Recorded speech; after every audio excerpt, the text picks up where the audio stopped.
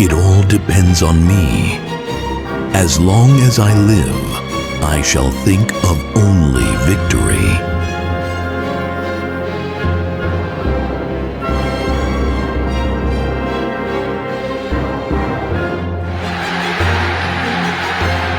Und wird euch sonst in jüngsten Jahren, wo diese begrüßten Innere bekennen.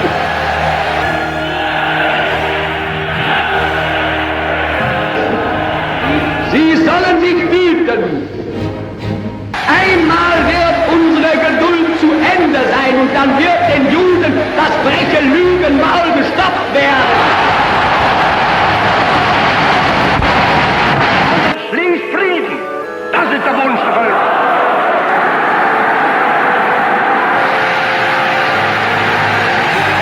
This war will not end the way the Jews imagined with the extermination of the Aryan race. Instead, it will see the total annihilation of the Jews.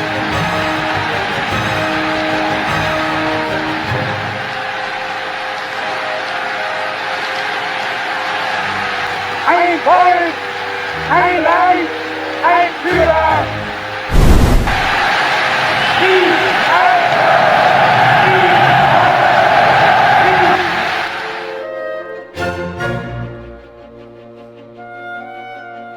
1933 is a challenging year for Germans.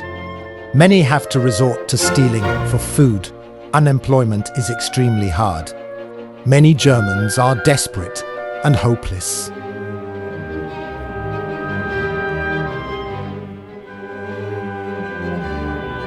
Fortunately for Germans, a new chancellor is about to get appointed. A chancellor who has promised to restore Germany to the glory it has always deserved. This chancellor is from an ordinary middle-class family, not an aristocrat. Maybe he will be the great savior of the German people.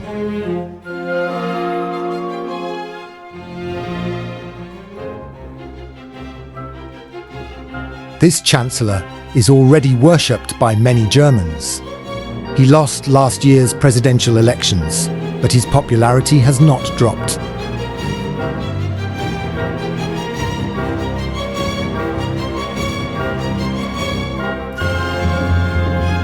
He will not be a chancellor for the next few months or so, but for the next 12 years.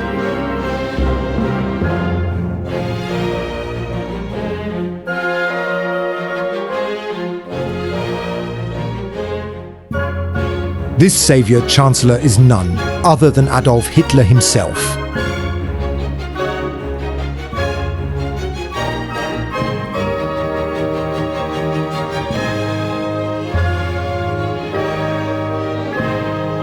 Many Germans believe in Hitler's propaganda, and many believe that he is the one who will make Germany a great superpower again, after the humiliating loss in the Great War and the Treaty of Versailles.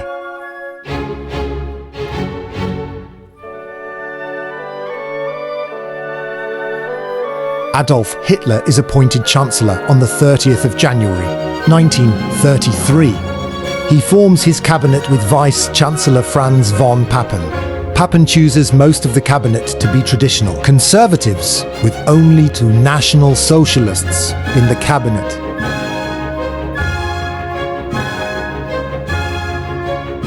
Franz von Papen is confident that Hitler could be kept in check as their little puppet. But Papen is terribly wrong.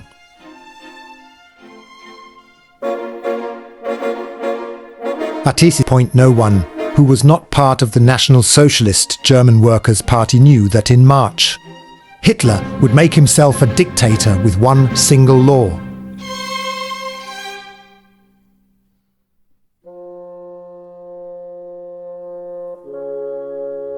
As the Germans are celebrating, Adolf Hitler plans to give a long speech at the Berlin Sportpalast on 10th of February.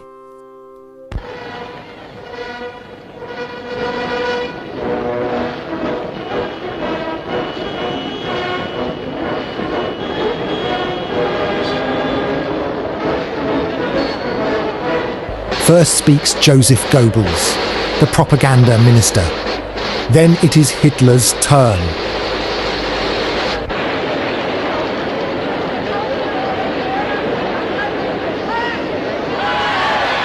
Sie sind am heutigen Abend Augen- und Ohrenzeuge eines Massenereignisses, wie es in diesem Umfang in Deutschland und wahrscheinlich in der ganzen Welt noch niemals dagewesen ist. Ich glaube, man sagt wohl nicht zu viel, wenn man behauptet, dass am heutigen Abend mindestens 20 Millionen Menschen in Deutschland und jenseits der deutschen Grenzen die Rede des Reichskanzlers Adolf Hitlers zu Gehör bekommen werden.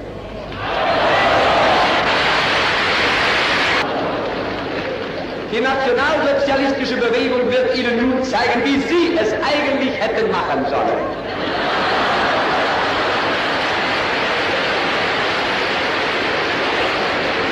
Man muss nämlich gut regieren und für eine gute Regierung auch eine gute Propaganda betreiben. Das eine gehört zum anderen. Eine gute Regierung ohne Propaganda kann ebenso wenig bestehen wie eine gute Propaganda ohne eine gute Regierung. Beide müssen sich einander ergänzen. Und wenn die jüdischen Zeitungen heute glauben, auf versteckte Drohungen die nationalsozialistische Bewegung einschüchtern zu können, wenn sie heute glauben, unsere Notverordnungen umgehen zu dürfen, sie sollen sich hüten. Einmal wird unsere Geduld zu Ende sein und dann wird den Juden das freche Lügenmaul gestopft werden.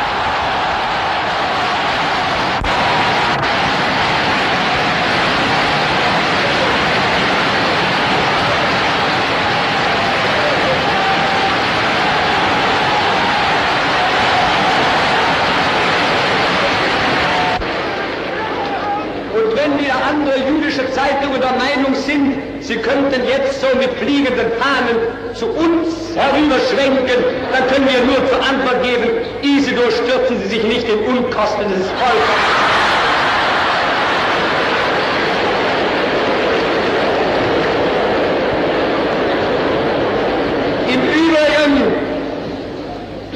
Im Übrigen können unsere Parteigenossen und Desarmänner auch darüber beruhigt sein, dass eher als wir alle denken, die Stunde des Endes des roten Terrors gekommen sein wird.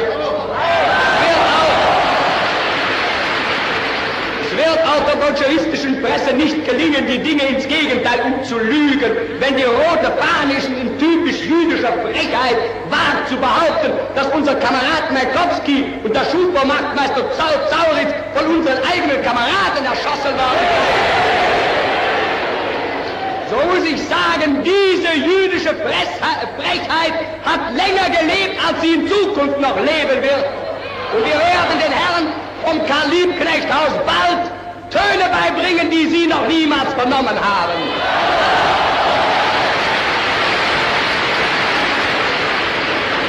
Das nur wollte ich mit den gegnerischen Zeitungen und mit den gegnerischen Parteien ausmachen. Das wollte ich Ihnen persönlich sagen und nun muss ich mich über alle deutschen Sender an die anderen Millionen wenden.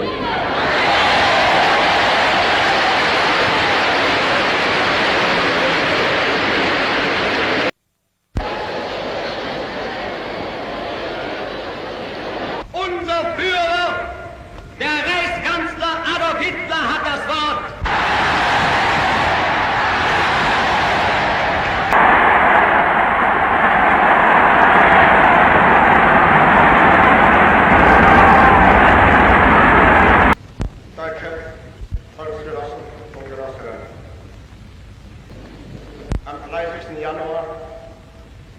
Dieses Jahres wurde die neue Regierung der Nationalkonzentration gebildet. Ich und damit die nationalsozialistische Bewegung traten in sie ein. Ich glaube, dass nunmehr die Voraussetzungen erreicht sind, um die ich das vergangene Jahr gekämpft habe. Die Gründe, die zum Einsatz dieser Millionenbewegung nunmehr führten, sind Ihnen bekannt. Nun will ich von mir selbst aus Ihnen noch einmal in ganz großen Zügen die Ursachen klarlegen, die mich einst bewogen haben, diese Bewegung ins Leben zu rufen und die mich nunmehr bewegen, sie einzusetzen in die zweite, entscheidende Phase des Kampfes um die deutsche Erhebung. Als im Jahre 1918 der Krieg zu Ende ging, da war ich, wie viele Millionen andere Deutsche, schuldlos an Kriegsursachen, schuldlos am Kriegsbeginn, schuldlos an der Führung dieses Kampfes, aber ebenso schuldlos auch an der übrigen politischen Gestaltung des deutschen Lebens. Ein Soldat wie 8 oder 10 Millionen andere auch. Denn ich kann mich nicht losstarren von dem Glauben an mein Volk, kann mich nicht lossagen von der Überzeugung, dass diese Nation wieder einst auferstehen wird. Ich kann mich nicht entfernen von der Liebe zu diesem einen Volk und hege felsenfest die Überzeugung, dass eben doch dann einmal die Stunde kommt, in der die Millionen, die uns heute verfluchen, hinter uns stehen und mit uns begrüßen werden dann das gemeinsam Geschaffene, mühsam erkämpfte, bitter erworbene neue deutsche Reich der Größe und der Ehre und der Kraft und der Herrlichkeit und der Gerechtigkeit. Amen.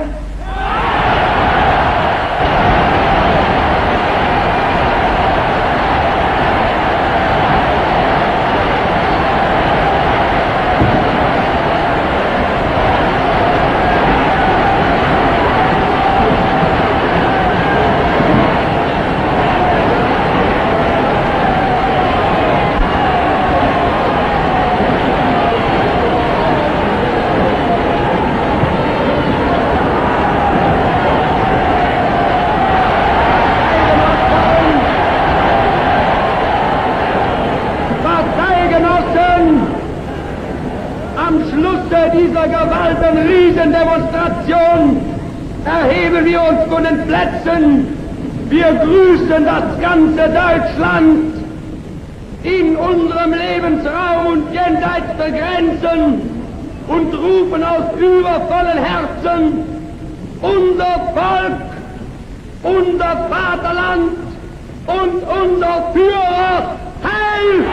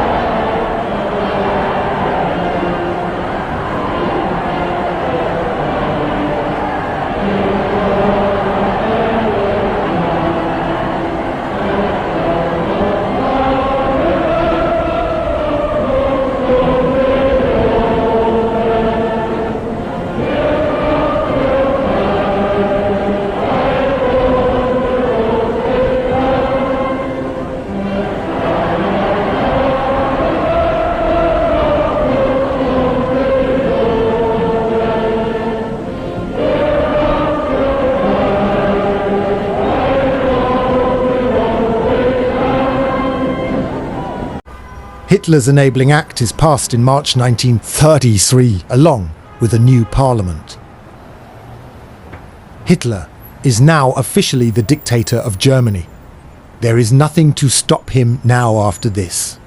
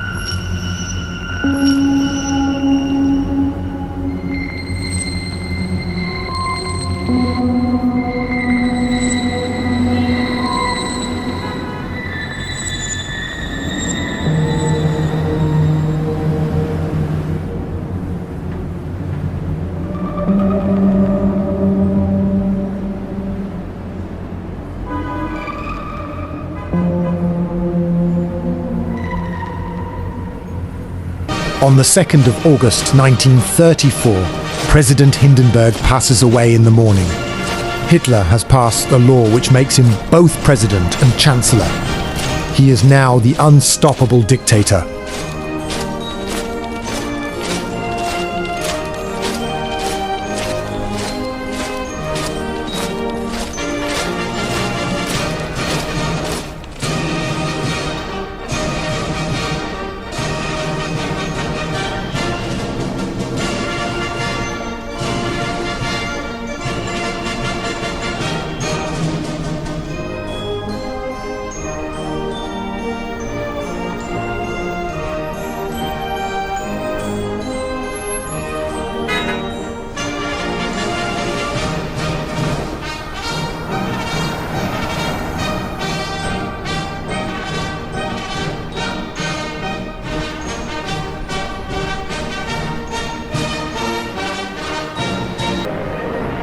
With nothing to stop Hitler's authority, his word is now undoubtedly the law, and defying it will cost imprisonment or worse, concentration camps and a possible execution. German Jews, black people and Romani people are discriminated and vandalized by the state.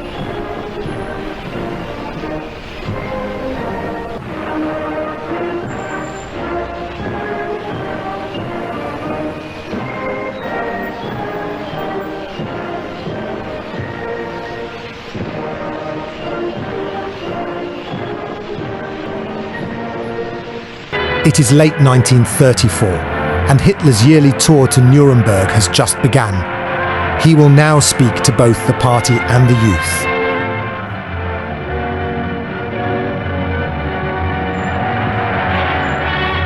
As usual, several civilians greet him with a loyal salute. In reality, some Germans are worried about Hitler.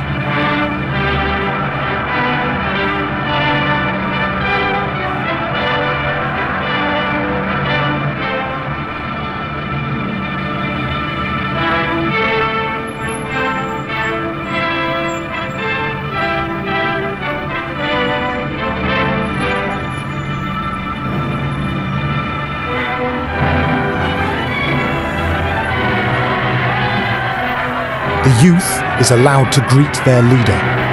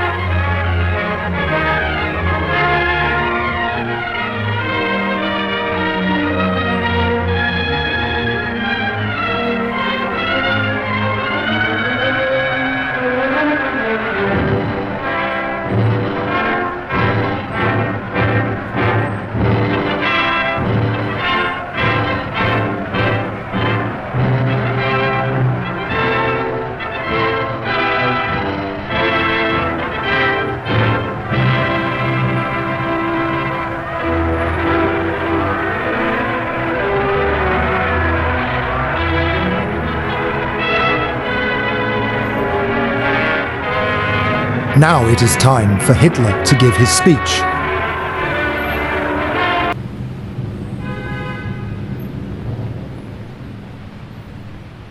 Meine Arbeitsdienstmänner, zum ersten Mal seid ihr in dieser Form zum Appell vor mir und damit vor dem ganzen deutschen Volke angetreten. Ihr repräsentiert eine große Idee. Und wir wissen, dass für Millionen unserer Volksgenossen die Arbeit nicht mehr ein trennender Begriff sein wird, sondern ein alle gemeinsam verbindender.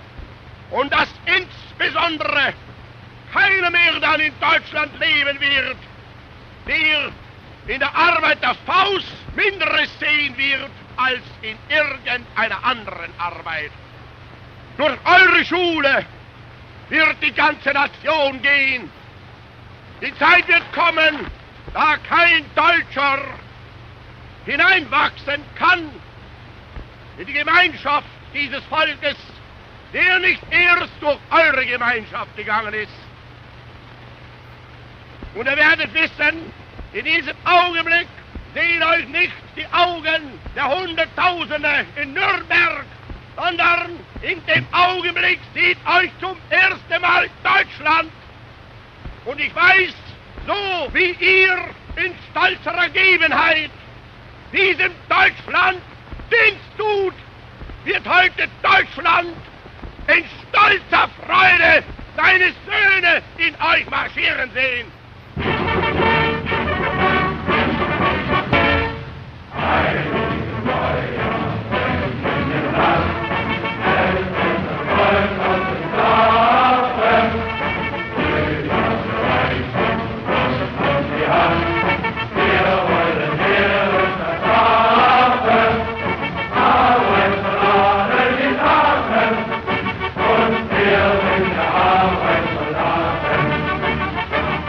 Now Hitler will give his speech to the youth. Meine deutsche Jugend, nach einem Jahr kann ich euch hier wieder begrüßen. Ihr seid heute hier in dieser Muschel nur ein Ausschnitt dessen, was außer ihr über ganz Deutschland steht. Und wir möchten nun, dass ihr, deutsche Jungs und deutsche Mädchen, in euch all das aufnehmt, was wir dereinst uns von Deutschland hoffen. Wir wollen ein Volk sein. Und ihr, meine Jugend, sollt dieses Volk nun werden. Wir wollen einst keine Klassen und Stände mehr sehen. Und ihr dürft sie in euch schon nicht mehr groß werden lassen. Wir wollen einst ein Reich sehen. Und ihr müsst euch schon dafür erziehen. Wir wollen, dass dieses Volk einst gehorsam ist. Und ihr müsst euch in dem Gehorsam üben. Wir wollen, dass dieses Volk einst friedliebend und aber auch tapfer ist. Und ihr müsst friedfertig sein.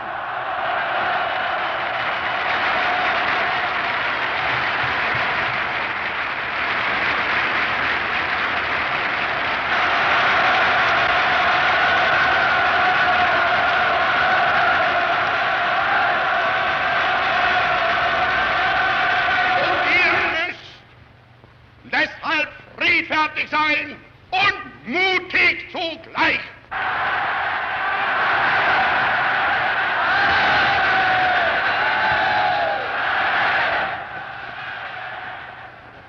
Wir wollen, dass dieses Volk einst nicht verweichlicht wird, sondern dass es hart sein kann. Und ihr müsst euch in der Jugend dafür stehlen. Ihr müsst lernen, Entbehrungen auf euch zu nehmen, ohne jeweils zusammenzubrechen. Denn was wir auch heute schaffen und was wir tun, wir werden vergehen, aber in euch wird Deutschland weiterleben. Und wenn von uns nichts mehr übrig sein wird, dann werdet ihr die Fahne, die wir einst aus dem Nichts hochgezogen haben, in euren Fäusten halten müssen. A year has passed. New laws discriminating several groups are announced in Nuremberg. Und der Führer, dem Retter und Schöpfer, Sieg heil! Sieg heil! Sieg heil! Mit umso größerer Beunruhigung verfolgt aber das deutsche Volk gerade deshalb die Vorgänge in Litauen. In tiefstem Frieden wurde das Memmelland Jahre nach dem Friedensschluss Deutschland geraubt. Eine große Nation muss dauernd zusehen, wie gegen Recht und vertragliche Bestimmungen Angehörige des Blutes, die man im tiefsten Frieden überfallen und vom Reiche weggerissen hat, schlimmer behandelt werden als in normalen Staaten Verbrecher. Ihr einziges Verbrechen ist aber nur, dass sie Deutsche sind und Deutsche bleiben wollen. Ich schlage nun dem Reichstag die Annahme der Gesetze vor, die Ihnen Parteigenosse Reichstagspräsident Göring verlesen wird. Das erste und zweite Gesetz tragen eine Dankeschuld an die Bewegung ab, unter deren Symbol Deutschland die Freiheit zurückgewonnen hat.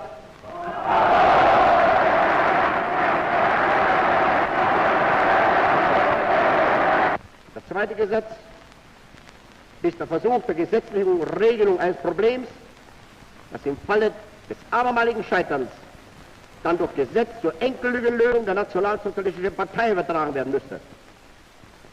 Hinter allen drei Gesetzen steht die Partei und mit ihr und hinter ihr die deutsche Nation.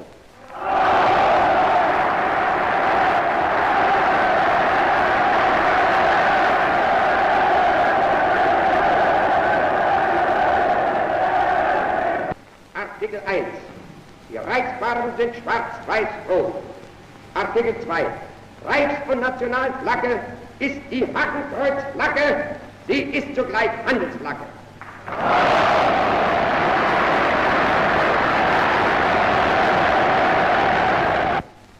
Reichsbürger ist nur der Staatsangehörige deutschen oder artverwandten Blutes, der durch sein Verhalten beweist, dass er gewillt und geeignet ist, in Treue dem deutschen Volk und Reich zu dienen.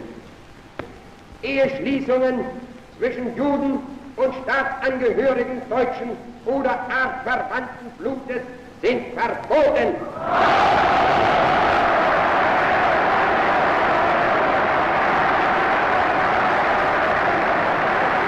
The world reacts to these new Nuremberg laws with shock, anger and condemnation. Several governments condemn the laws, whilst others are afraid to say anything in the fear of a new large war breaking out. Chaos is erupting in Europe. Inside Germany, pure Germans are celebrating and feel happy, but Jews feel intense fear of being caught. Some escape Germany, some fake their identities, and some end their lives.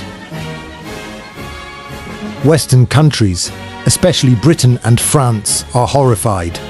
They arrange shelters for escaped Jews. Even the Soviet Union condemns the Nuremberg laws. Which is surprising. Hitler himself feels no sympathy whatsoever in the midst of the discrimination. Jewish women are also raped a lot by the National Socialist police. Many Germans believed that Jews were the cause for their loss in the First World War, and that is why they should be annihilated. This backstab theory was extremely popular and often believed even by scientists. That is exactly what the National Socialists want. They want power and influence. Now, on 27th of March 1936, Adolf Hitler visits Essen to give a speech at Krupp factory.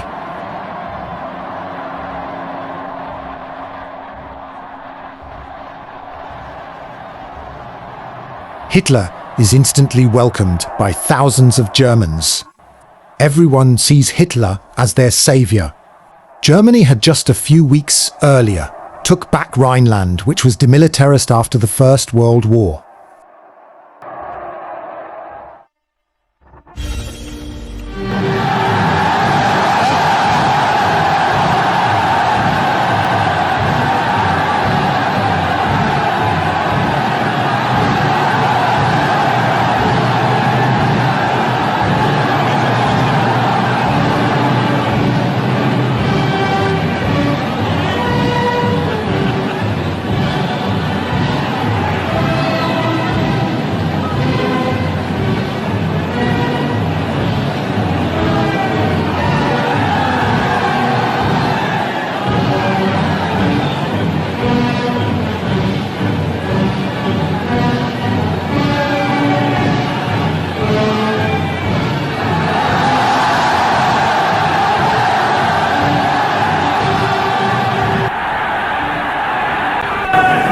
deutschen Volksgenossen und Genossinnen, deutsche Arbeiter. Wenn dieser Sonntag mir dann dieses große Vertrauen des deutschen Volkes ausspricht und mich damit erneut zum Sprecher der Nation legitimiert und mich damit berechtigt zu sagen, das, was ich jetzt hier erkläre, das erklärt Deutschland, das erklärt das deutsche Volk. Wir sind doch wieder ein so anständiges Volk geworden. Wir sind doch jetzt wieder ein so fleißiges und tatkräftiges Volk geworden. Was schaffen wir jetzt nicht wieder in Deutschland? Was haben wir nicht für Aufgaben? Man hat uns die ganzen Jahre schon eingeredet, dass der Deutsche sowieso nicht ganz gleichbürtig sei den anderen Völkern in der Welt. Was haben wir heute für Aufgaben? Ob du meine Arbeit für richtig hältst, ob du glaubst, dass ich fleißig gewesen bin, dass ich gearbeitet habe, dass ich mich in diesen Jahren für dich eingesetzt habe, dass ich anständig meine Zeit verwendet habe im Dienste meines Volkes. Gib du jetzt deine Stimme ab. Wenn ja, dann tritt für mich ein, so wie ich für dich eingetreten bin.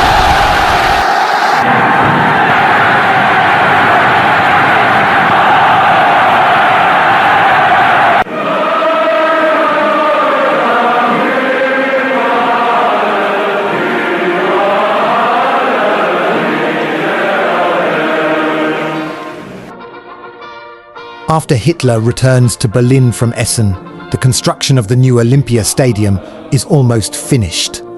The Summer Olympics of 1936 will take place in Berlin. In only a few months, they would be opened, and the National Socialists would show the world what Germany was really like. During this time, everything offensive was removed from the newspapers and discrimination was done privately. Everyone outside Germany thought that maybe Germany is not that bad. The National Socialists did a good job hiding all their atrocities from the wide world.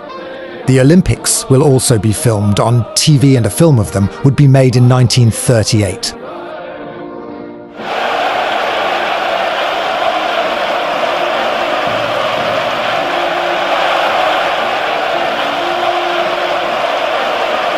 First of August, 1936. Adolf Hitler arrives to open the Olympic Games.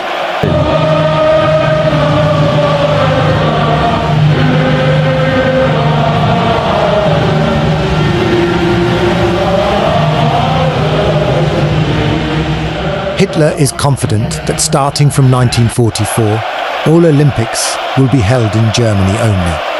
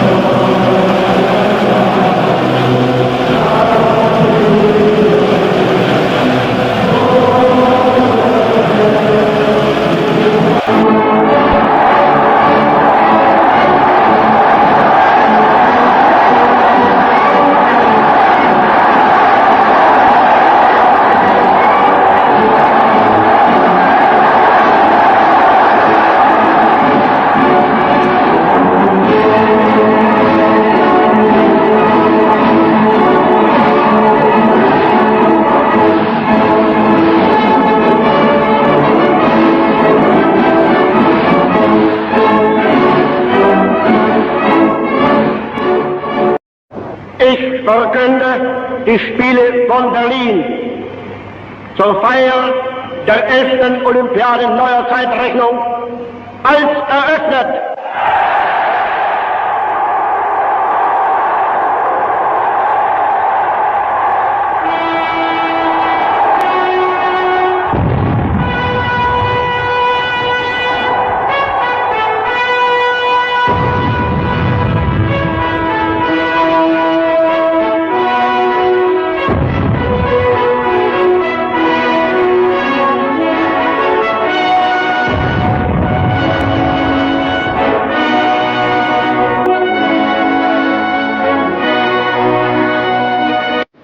3 weeks after the Olympic Games, Hitler welcomes Britain's former Prime Minister, David Lloyd George, to his Berghof. Hitler and David Lloyd George discuss about a variety of things. Hitler manipulates Lloyd George and makes him think that Germany has no plans ever against the United Kingdom whatsoever, and is always desperately looking for peace, instead of a devastating war that could cause deaths of millions. Lloyd George is in full believing of what Hitler says, due to his large goodwill. That is why when David Lloyd George returns to Britain, he tells the press that Hitler is a nice person, and he never had nor has any plans against the United Kingdom of Great Britain and Northern Ireland. This suits Hitler a lot, and clears off the British suspicion of German plans against them. Whilst all this is happening in Hitler's Berghof, his lover Eva Braun films herself and her friends, and often Hitler as well, during their private, casual life. Hours of footage of her films have been archived and published in original color by a color camera she had access to. These films show Hitler and Eva Braun with children as well.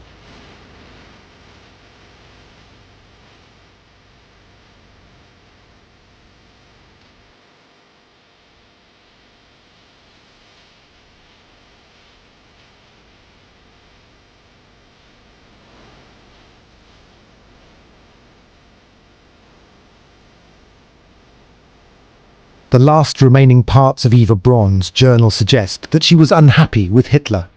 She had already made 2 attempts at ending her life, but Hitler still refuses to marry her. She says that she is utterly miserable, and whenever Hitler tells her he loves her, he only means it at that specific moment. She goes out to buy sleeping pills and won't think about it that much. Outsiders see Eva Braun as a lover who is happy with Hitler, and so she mostly was.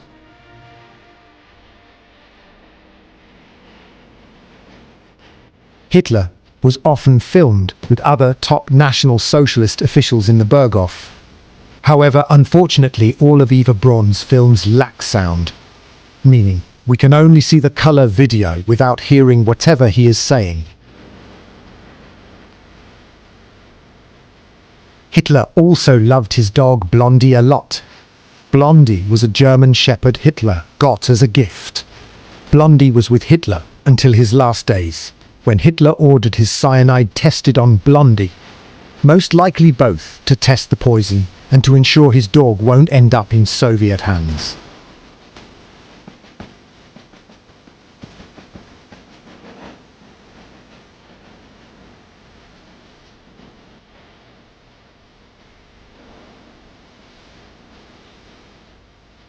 Hitler often met a lot of guests at his Berghof. The Berghof was originally a basic house in the Bavarian mountains, until Hitler acquired it and renovated it. The Berghof's landlord is unknown, most likely the German Reich itself.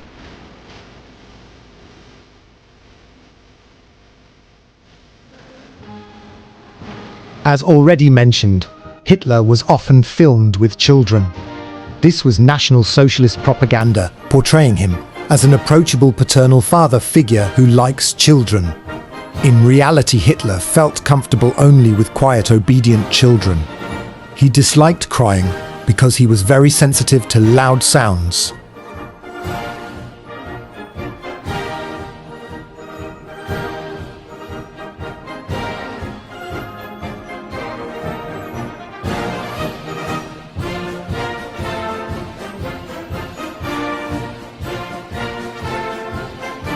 In September 1937, the Italian dictator Benito Mussolini arrives to Germany to meet Hitler.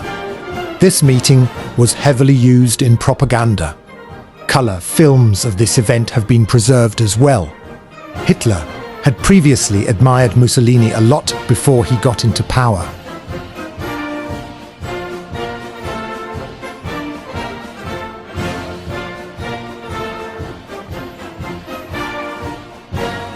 Mussolini spoke German with Hitler, although Mussolini wasn't exactly fluent in German. He knew the language, but his words were often fast and hard to understand. However, the two dictators could still somehow communicate with each other efficiently. Germany and Italy from this event on are allies. These two countries will fight for each other until 8th of September 1943, when Italy betrayed Germany but was immediately occupied.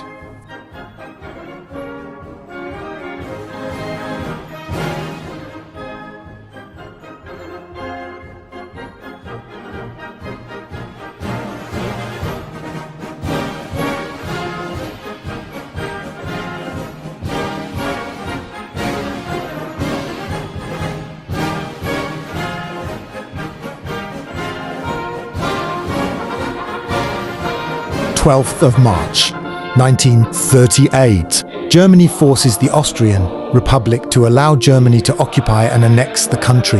Austria agrees to the ultimatum. German forces march into Austrian land with no resistance and capture the country and formally annex it the next day. Discrimination of remaining Austrian Jews starts within hours of occupation, and many Jews flee in panic. Others are unable to leave.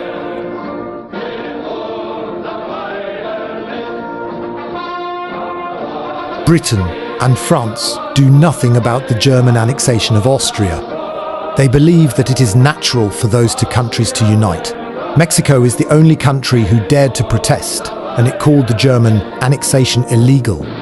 However, no one agreed with them. Even the Soviet Union reluctantly agreed to the reality.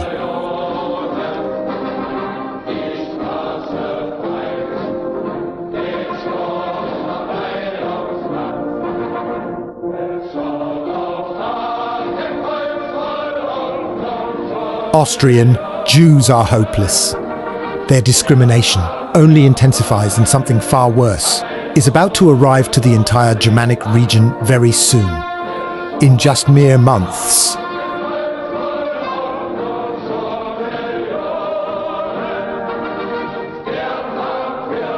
In November 1938, the Kristallnacht happens in Germany, which leads to a massive vandalism of Jewish property, businesses, and lives. Many Jews lost their lives during that period of time, and the cruel National Socialist German Workers' Party showed no mercy against them.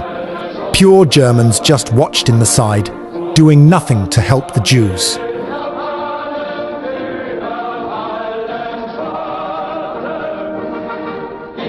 Just 2 months before the Kristallnacht, Hitler decided that he wants the Sudetenland from Czechoslovakia. He demands it several times, and the Western Allies are stern, but make attempts to settle the situation.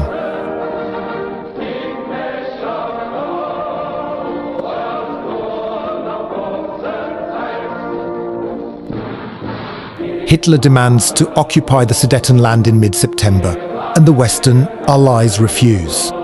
Hitler is starting to get frustrated at this situation. He sends several other ultimatums. The British Prime Minister, Neville Chamberlain, negotiates with Germany several times until the Munich conference is finally agreed upon by all sides. Czechoslovakia, ironically, isn't in this conference. The Munich conference is agreed upon, where Chamberlain, the French Premier, Hitler and Benito Mussolini meet. Hitler and the Allies agree that Hitler can occupy the Sudetenland in the condition that it will not invade the rest of Czechoslovakia. The treaty is signed, and Chamberlain happily returns to Britain, waving the agreement paper on the air to the people. I want to say that the settlement of the Czechoslovakian problem, which has now been achieved, is, in my view, only the prelude to a larger settlement in which all Europe may find peace.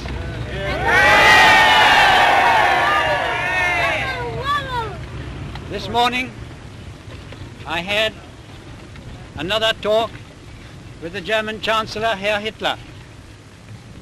And here is the paper which bears his name upon it as well as mine.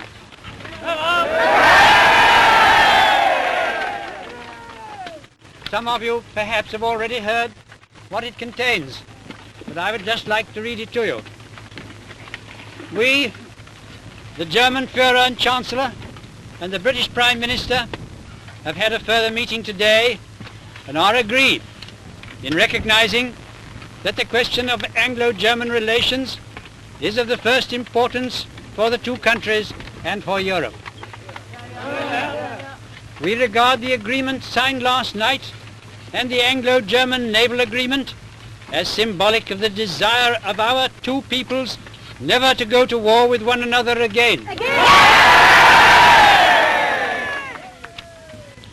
We are resolved that the method of consultation shall be the method adopted to deal with any other questions that may concern our two countries, and we are determined to continue our efforts to remove possible sources of difference and thus to contribute to assure the peace of Europe.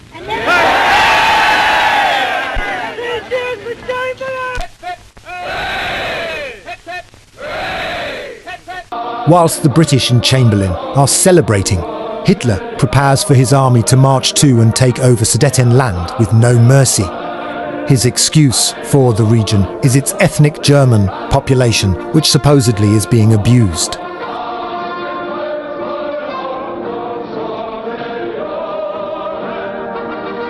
In March 1939, Hitler occupies the rest of Czechoslovakia.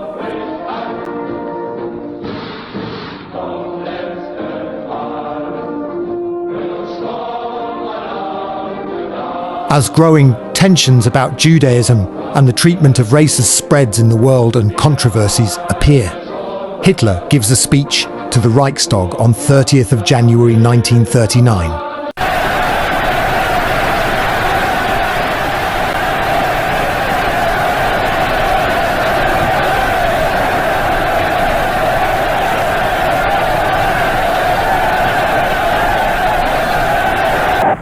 Die Völker werden in kurzer Zeit erkennen, dass das nationalsozialistische Deutschland keine Feindschaft mit anderen Völkern will.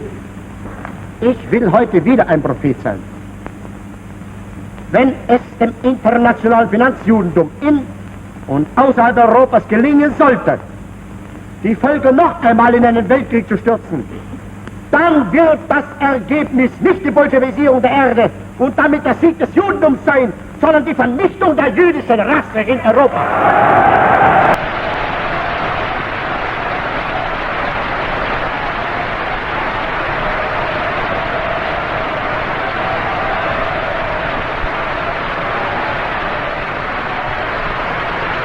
In April 1939, the American President Roosevelt sends a peace plea to Hitler. Hitler responds with sarcasm.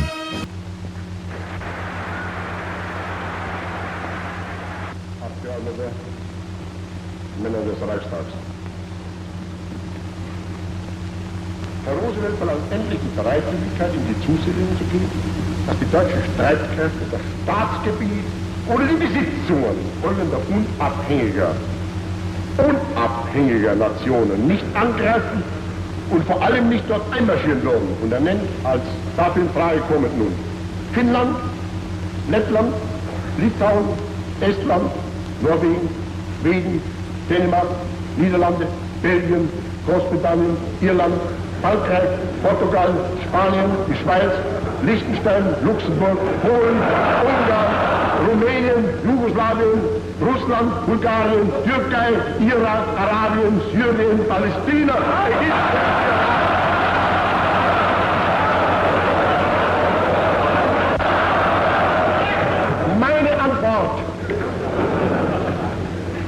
Ich habe mir zunächst die Mühe genommen, bei den angeführten Staaten festzustellen, erstens, ob sie sich bedroht fühlen und zweitens, ob vor allem diese Anfrage Herrn Roosevelts an uns durch eine Anregung ihrerseits oder wenigstens mit ihrem Einverständnis erfolgt sei.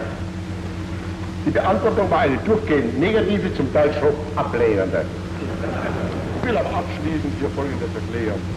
Die deutsche Regierung ist trotzdem bereit, jedem dieser genannten einzelnen Staaten, wenn er es wünschen sollte und sie selbst nach Deutschland mit einem entsprechenden tragbaren Vorschlag wendet, um eine Zusicherung der von Roosevelt gewünschten Art zu erhalten, diese Zusicherung unter der Voraussetzung der unbedingten Gegenseitigkeit auch zu geben.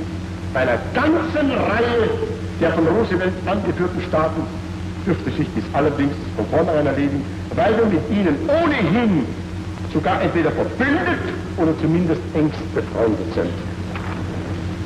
Auch über die Zeitdauer dieser Abmachungen ist Deutschland gerne bereit, mit jedem einzelnen Staat die von ihm gewünschten Vereinbarungen zu treffen. Ich möchte aber diese Gelegenheit nun doch nicht vorübergehen lassen, ohne dem Präsidenten der Nordamerikanischen Union vor allem eine Versicherung über die Gebiete abzugeben, die doch wohl in erster Linie für seine Besorgnis in Frage kämen, nämlich die Nordamerikanische Union selbst und die übrigen Staaten des amerikanischen Kontinents. Und hier erkläre ich feierlichst, dass alle irgendwie verbreitete Behauptungen über einen beabsichtigten deutschen Angriff oder Eingriff auf oder in amerikanische Gebiete bloßer Schwindel oder grobe Unwahrheit sind, ganz abgesehen davon, dass solche Behauptungen übrigens auch vom militärischen Standpunkt aus nur einer eisernen Fantasie entstammen können.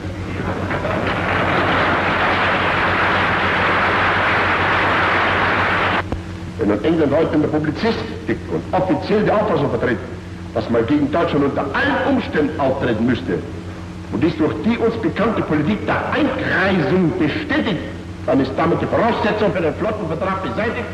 Ich habe mich da entschlossen, dies der britischen Regierung mit dem heutigen Tage mitzuteilen.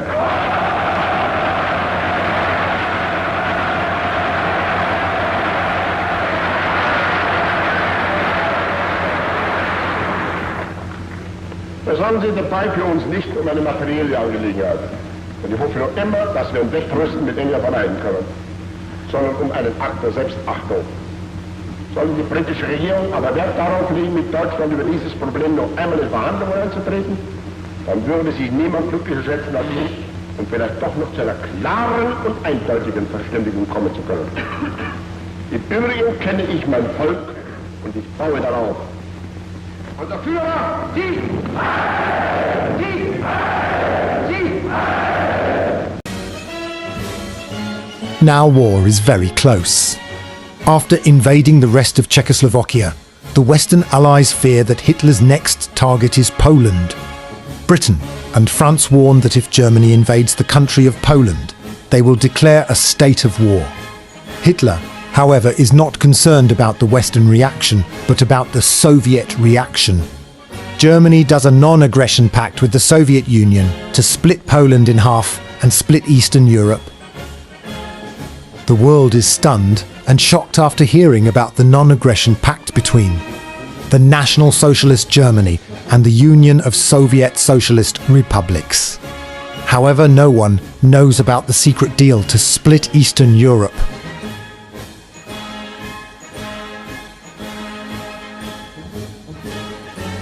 German soldiers already train themselves for a second Great War. This time, they do not want to lose like they did in the First World War. Hitler, too, is confident that the Western Allies will crumble, fall and surrender to his feet in no time if they declare a state of war against the German Reich.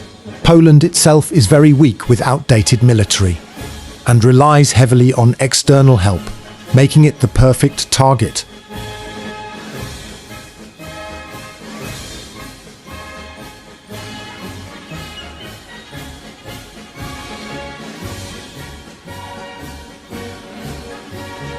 On 12th of June, 1939, Adolf Hitler visits his old school, meeting several children and adults from his old school.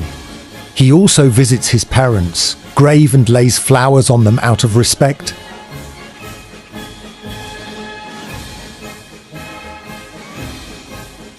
Woods and meadows were then my battlefields.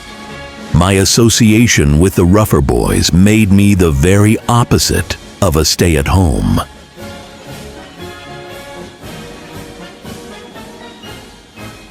A woman writes to her local newspaper. My children look upon the Führer as the one who gives the orders for everything. Adolf Hitler is our savior, our hero. He is the noblest being in the whole wide world. For Hitler we live, for Hitler we die. That is how a daughter described Adolf Hitler in 1939.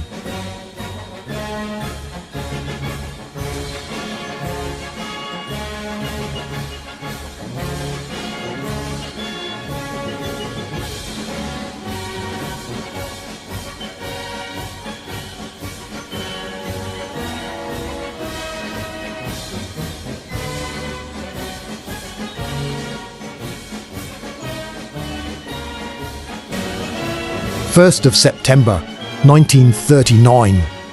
German troops invade Poland. Hitler broadcasts his voice explaining the situation throughout Germany. Unlike at the start of the First World War, this time there are no crowds cheering. Everyone is calm, expecting Germany to win.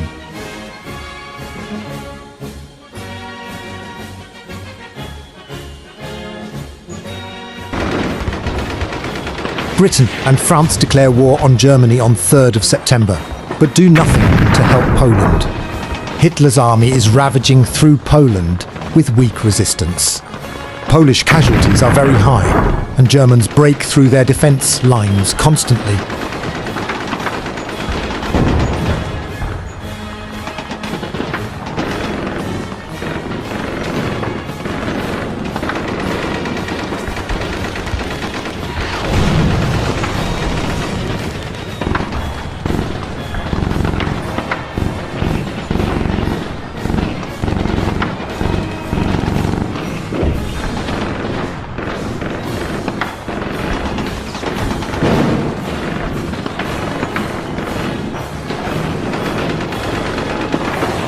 Hitler is stunned by the declaration of war by the Western Allies, but does not give up.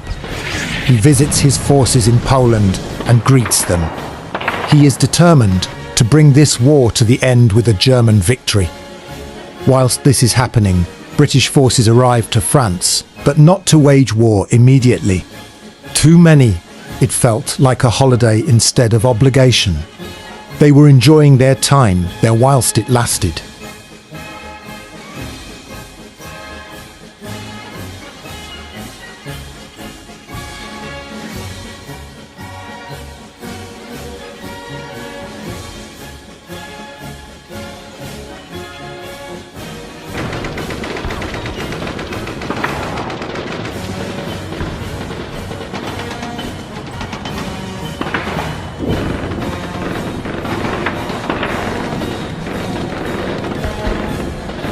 Hitler's generals don't want war, so they present essentially a copy of their plan in the First World War destined to lose. But Hitler looks at the plan and asks, isn't the same plan where we lost? Where are the new tactics and strategies? However, Hitler is soon presented with a new and better plan. To blitz the Allies completely, encircle their strongest troops and capture France without much resistance. They also present steroids to use on the soldiers. Hitler approves this plan.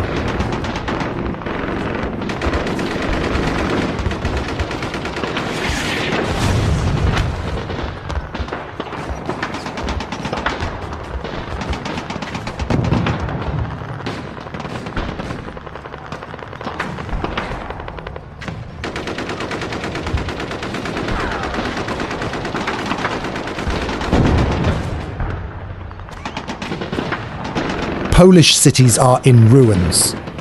The German Luftwaffe has demolished most buildings, and the German Reich does not attempt to rebuild the cities.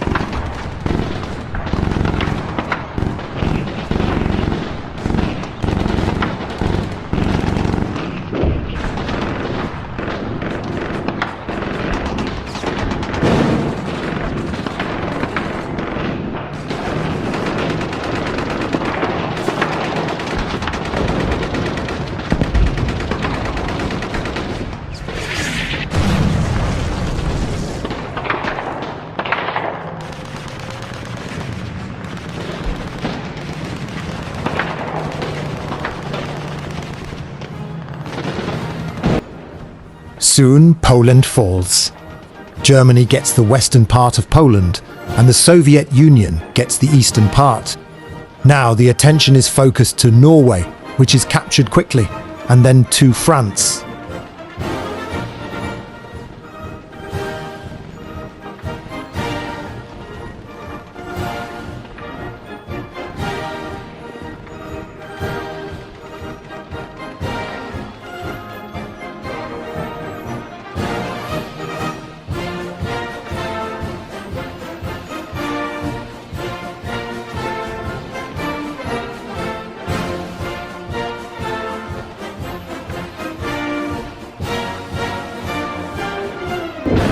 On 10th of May, 1940, Germany invades France, Belgium, and the Netherlands. The Netherlands falls quickly, and the Allies rush to defend Belgium, assuming Germany will go through it to France. Germany slips through the unprotected Ardennes and reaches the English Channel's coast, trapping the strongest Allied forces. Most of them are destroyed, and in a rush, a few manage to escape.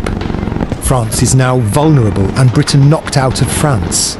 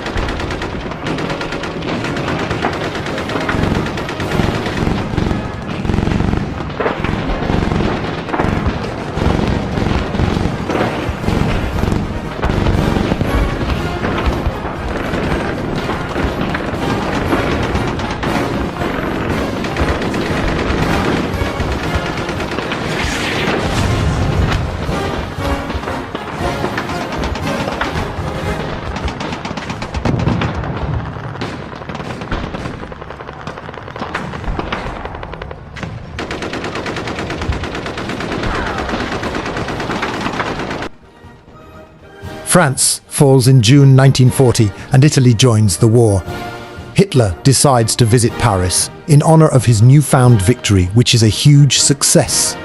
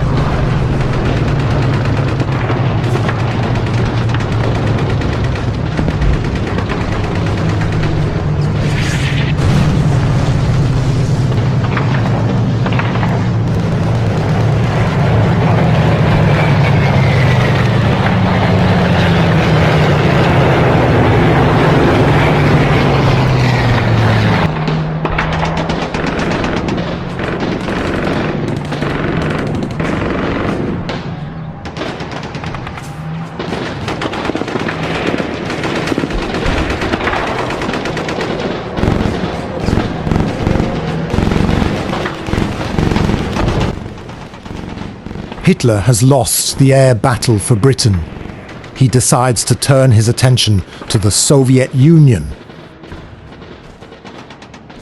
Jews in occupied territories are treated poorly.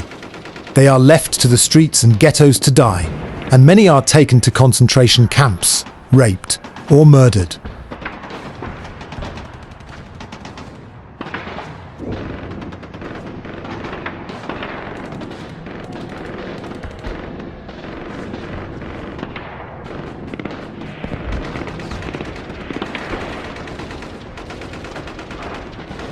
The other civilians walk past the Jews like they were nothing.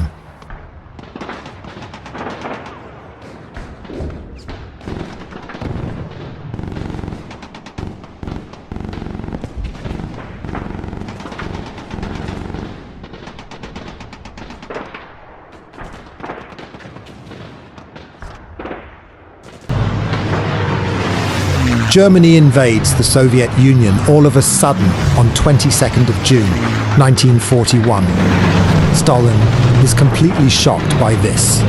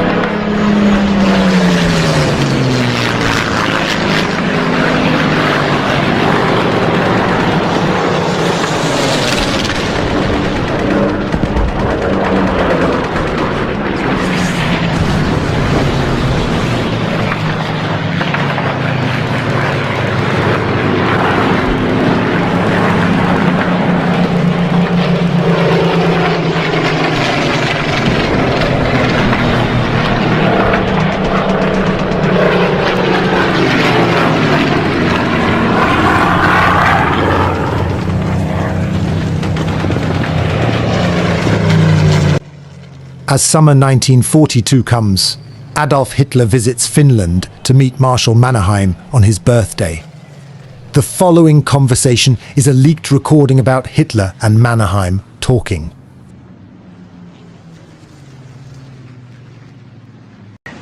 Tja, das ist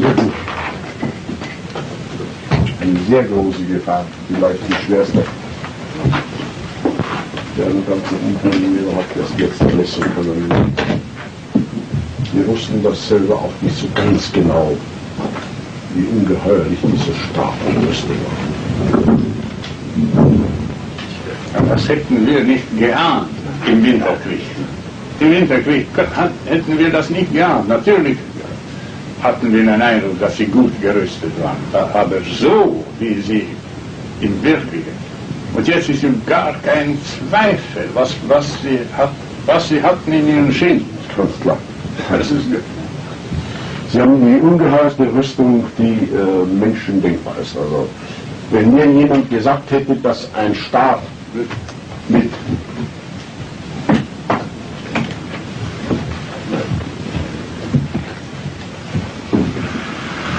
Wenn mir jemand gesagt hätte, dass ein Staat mit 35.000 Tanks antreten kann, dann hätte ich gesagt, sie sind wahnsinnig. 35.000 Panzer. Wir haben zurzeit über 34.000 Panzer vernichtet. Wenn mir das jemand gesagt hätte, ich hätte gesagt, wenn mir ein General von mir erklärt hätte, dass hier ein Staat 35.000 Panzer, ich gesagt, Herr, Sie sehen alles doppelt oder zehnfach. Das ist Wahnsinn, Sie sehen Gespenster. Das haben wir nicht für möglich. habe ich ja vorher erzählt, wir haben Fabriken gefunden, allein eine da in Kramarowskaja zum Beispiel, das war vor 2 Jahren Bau, dort, wir hatten keine Ahnung. Heute ist dort eine Panzerfabrik, die in der ersten Schicht etwas über 30.000 und in den Vollausbau über 60.000 Arbeiter beschäftigt sind. Eine einzige Panzerfabrik. Wir haben sie besetzt. Eine gigantische Fabrik. Arbeitermassen, die allerdings über die Tiere leben. Im Donetsk-Gebiet. Ja, wenn man denkt, dass sie 20 Jahre, über 20 Jahre, 25 Jahre beinahe, Freiheit gehabt haben, sich zu rüsten. Und alles ausgegeben für Rüstung. Nur Rüstung. Das ist ich sagte vorher dem Herrn Staatspräsidenten, ich habe das vorher nicht geahnt, hätte ich es geahnt, dann wäre mir noch schwer zu Herz gewesen, aber den Entschluss hätte ich dann erst recht gefasst, denn es ging ja gar keine andere Möglichkeit. Ich war mir ja schon klar, schon im Winter 39 oder 40, dass der so los jetzt kommen musste. Ich hatte nur den alten Westen auf mir. Denn der Zweitfrontenkrieg, das wäre gewesen. Das werden wir auch zerbrochen.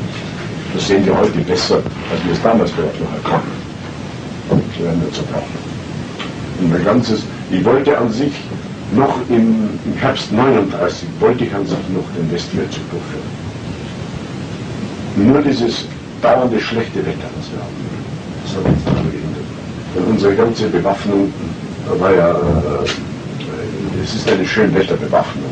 Sie ist sehr tüchtig, sie ist gut, aber es ist leider eine Schönwetterbewaffnung. Wir haben das jetzt hier ja auch in dem Krieg gesehen. Unsere ganzen Waffen sind natürlich auf den Westen zugeschnitten. Und wir alle waren der Überzeugung, das war unsere Meinung eben, seit den ältesten Zeiten her, im Winter kann man nicht Krieg führen. Und wir haben auch die deutschen Panzer und die deutschen Fahrzeuge, die sind nicht erprobt worden, um sie etwa für den Winterkrieg herzurichten, sondern man hat Probefahrten gemacht, um zu beweisen, dass man im Winter nicht Krieg führen kann. Das ist ein anderer Ausgangspunkt gewesen. Wir sind im Herbst 1939 immer vor der Frage gestanden, ich wollte in der Altumstellung angreifen und ich war überzeugt, dass in 6 Wochen mit Frankreich fertig werden würde. Aber es war die Frage, ob man sich bewegen kann. Und es war dauernder Regenwetter und nun kenne ich ja dieses französische Gebiet selber sehr gut und auch ich konnte mich den Auffassungen vieler meiner Generale nicht verschließen, dass wir wahrscheinlich diesen Elan nicht bekommen würden, dass wir die Panzerwaffe nicht auswerten würden können, dass wir auch die Luftwaffe nicht würden auswerten können mit den Feldflugplätzen infolge des Regens. Ich kannte den Nordfranken selber, ich bin 4 Jahre lang Soldat gewesen im Großen Krieg. Und so kam diese Verzögerung. Hätte ich im Jahre 39 Frankreich erledigt, dann wäre die Weltgeschichte anders gelaufen. So musste ich bis zum Jahr 1940 warten, das ging leider vor Mai, der 10. Mai war der erste schöne Tag. Am 10. Mai habe ich sofort angegriffen. Wir haben am 8. Mai den Befehl gegeben, am 10. Mai zum Angriff. Und dann musste diese riesige Umstellung unserer Divisionen vom Westen nach dem Osten vorgenommen werden. Die erste Besetzung hatten wir in Norwegen diese Aufgabe. Im selben Augenblick kam eigentlich, ich darf es heute nicht sagen, sehr großes Unglück über uns, nämlich die Schwächen, die sich in Italien ergeben hatten durch erstens die nordafrikanische Situation und zweitens durch die Situation in Albanien, Griechenland, ein ganz großes Unglück. Wir mussten nun helfen. Das bedeutete für uns mit einem Schlag zunächst wieder eine Zerreißung unserer Luftwaffe, Zerreißung unserer Panzerverbände. Wenn wir gerade dabei waren, die Panzerverbände hier für den Osten fertig zu machen, mussten wir nun in einem Schlag 2 Divisionen, 2 geschlossene Divisionen, es ist dann eine 3. geworden, abgeben und dauernd sehr große Verluste dort ergänzen. Es sind doch blutige Kämpfe gewesen, die in der Wüste ausgebrochen worden sind. Das alles hat uns natürlich dann auch spät im Osten gefehlt und es war nicht anders denkbar als die Entscheidung, die unausbleiblich war. Ich hatte eine Unterredung damals mit Molotow und das war ganz klar, dass Molotow ging fort mit dem Entschluss, den Krieg zu beginnen, und ich habe ihn entlassen mit dem Entschluss, wenn möglich, ihm zuvorzukommen. Das war der einzige. Denn die Forderungen, die der Mann stellte, zielten ganz klar darauf ab, letzten Endes Europa zu beherrschen. Ich habe das dann nicht veröffentlicht, er wollte zu bestreiten, das ist ganz so lächerlich, das gewesen. Das war schon im Herbst 1940 für uns ununterbrochen die Frage, soll man es auf einen Bruch ankommen lassen? Ich habe damals der finnischen Regierung immer geraten, zu verhandeln und Zeit zu gewinnen und die Sachen dilatorisch zu behandeln, weil ich immer eine Angst hatte, dass Russland im Spätherbst plötzlich Rumänien überfällt und sich in den Besitz der Petroleumquellen setzt. Und wir wären ja im Spätherbst 1940 noch nicht fertig gewesen. Wenn nun Russland die rumänischen Petroleumquellen besetzt hätte, dann wäre ja Deutschland verloren gewesen. Es war auch mit 60 russischen Divisionen war die Sache zu machen. Wir hatten in Rumänien ja damals noch weiter keine Verbände. Die rumänische Regierung hat sich ja später an uns gewendet. Und das, was wir hatten, wäre ja lächerlich gewesen. Sie brauchten nur die Petroleumquellen besetzen. Ich konnte im September oder Oktober mit unseren Waffen keinen Krieg mehr beginnen. Das war ja unmöglich. Wir hatten auch den Aufmarsch natürlich im Osten in keiner Weise so weit vorbereitet. Die Verbände mussten ja auch im Westen erst wieder konsolidiert werden. Es musste erst die Bewaffnung in Ordnung gebracht werden. Denn letzten Endes haben wir ja auch natürlich Opfer gebracht in unserem Westfeldzug. Es wäre unmöglich gewesen, vor dem Frühjahr 1941 anzutreten. Und wenn nun der Russe damals im Herbst 1940 Rumänien besetzt hätte und sich in den Besitz der Petroleumquellen gebracht hätte, dann wären wir im Jahr 1941 hilflos gewesen. Wir haben eine große deutsche Produktion, aber was allein die Luftwaffe verschlingt, was unsere Panzerdivisionen verschlingen, das ist denn doch etwas ganz Ungeheures. Es ist ein Verbrauch, der über alle Vorstellungen hinweggeht. Und ohne die Zubuße von mindestens 4 bis 5 Millionen Tonnen rumänischen Petroleums würden wir den Krieg nicht führen können. Den Krieg lassen müssen. Und davor hatte ich eine große Sorge, daher auch mein Bestreben, durch Verhandlungen diese Zeit zu überwinden, bis wir stark genug waren, um diesen erpresserischen Forderungen entgegenzutreten. Denn die Forderungen waren einfach nackte Erpressung. Das ist eine Erpressung gewesen. Die Russen wussten, dass wir uns nicht helfen konnten, dass wir im Westen gebunden waren. Sie konnten uns alles erpressen. Und erst bei dem Besuch von Molotow, da habe ich ihm dann kurz erklärt, dass die Forderungen, diese vielen Forderungen, dass wir die nicht akzeptieren haben. Damit waren an sich die Verhandlungen förmlich abrupt beendet, was von heute auf morgen. Es waren die vier Punkte, der eine Punkt, der Finnland betraf, die Freiheit, sich vor den finnischen Bedrohungen zu schützen, sagte, ich werde mir darüber einreden, dass Finnland sie bedroht.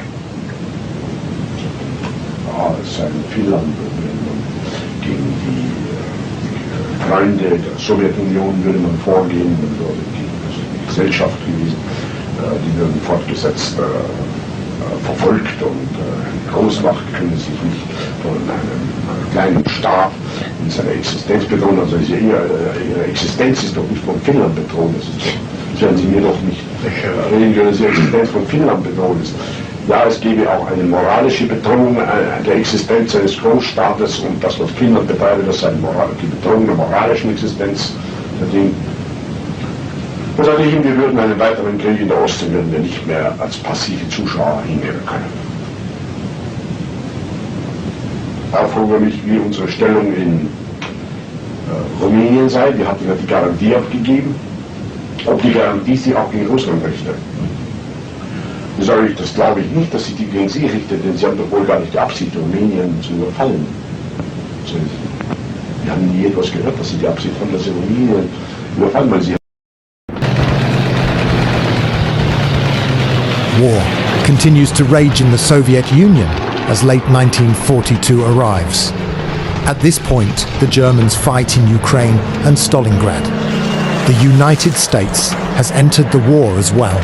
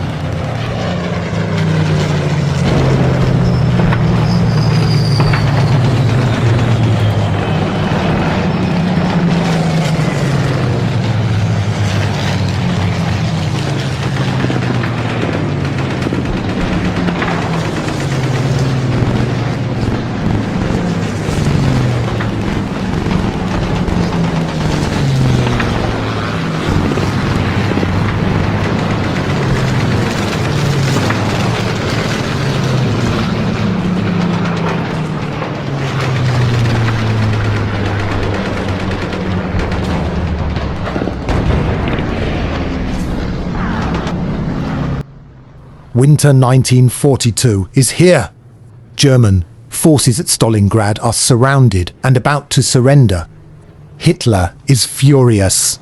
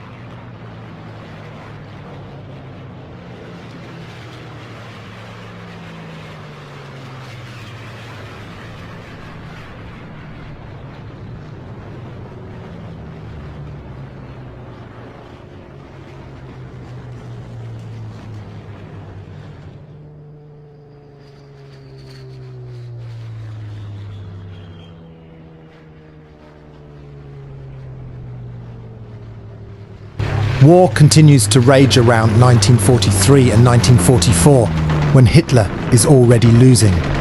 Italy has betrayed Germany, and soon the Western Allies will land in France. Now even young kids are conscripted to defend the Reich.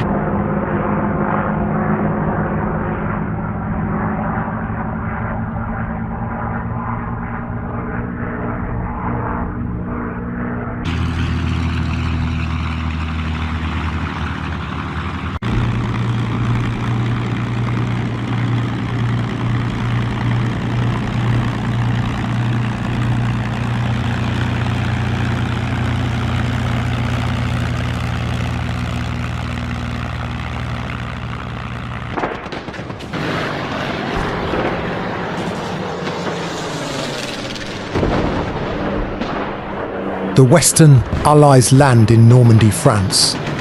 The Germans are quickly pushed back.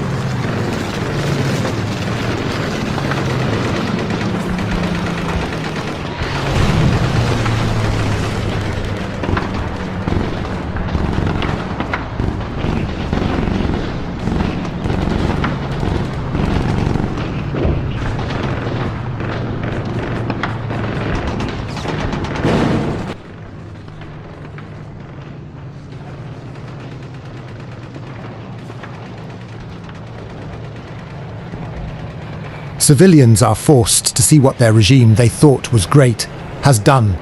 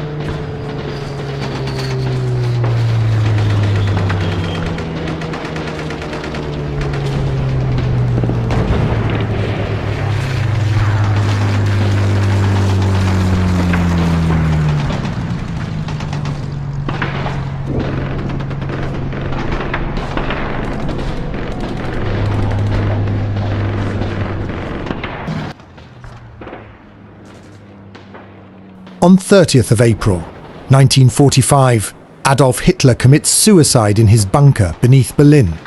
The war has been lost and Germany will surrender soon. Berlin is in ruins. The Soviets have captured the city. Soviet soldiers raped a million women across Germany. The National Socialist era is over and has left a deep permanent scar on German history.